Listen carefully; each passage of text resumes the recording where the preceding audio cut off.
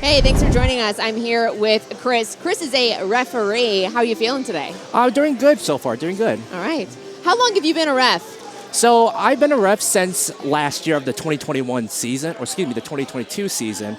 I just signed up to be originally a field reset for this event last year, but I've heard that they didn't have enough referees, so they just put me in as a ref. And as a first-time ref, very nervous and didn't know what to expect. But ever since then, I've been volunteering as a referee, and I just absolutely love it. So, what made you want to stick around? What in particular?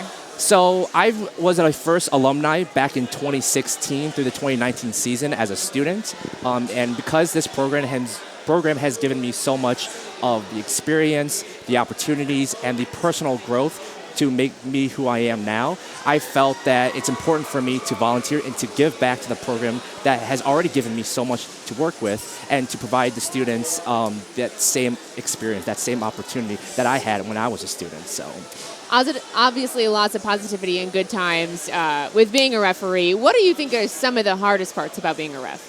Some of the hardest parts as a referee is to call some of the difficult calls. For example, this year we've had a lot of instances where teams would be near their opponent's loading station, and there'd be just enough spacing or enough contact in their own loading zone to where we have to call those hits, call those fouls, and teams sometimes they get a little bit frustrated, annoyed for calls that they either did not see or did see, and it's those instances where it's difficult, but we have to make sure that everyone has the fair, same playing field and experience that each team gets the opportunity to play for. So, what do you think are some of the strangest or craziest things that you've seen out on the field as your time as a ref? So a lot of the strangest calls that I've seen are a lot of tipping robots, where some of the teams are top heavy, and some of the lower level bots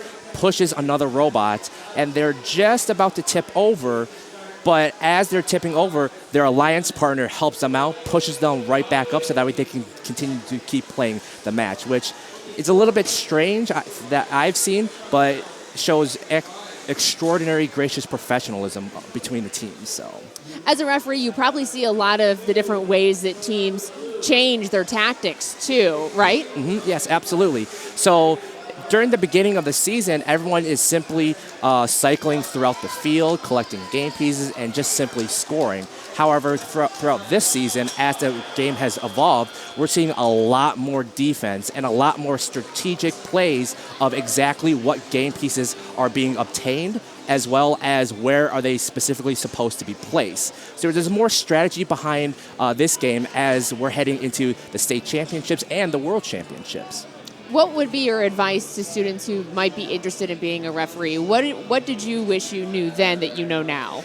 The biggest thing I wish I would have known is to read the game manual. The game manual has all the official rulings, wording, and clarifications of what teams are allowed to do and what they're not allowed to do. So that's something I would wish that I would have known, but I would highly recommend anybody to volunteer as a referee, because it's such a rewarding experience, and it's unlike anything that I've ever done in the past, and it's just the level of excitement and the level of competition and gracious professionalism that I don't think any other position gets to see other than to be a referee, which is the reasons why I would highly recommend anyone to at least try for it. A good front row seat. Absolutely, absolutely. All right, well, thank you so much for joining us here today. All right, we are going to send it back up to you guys.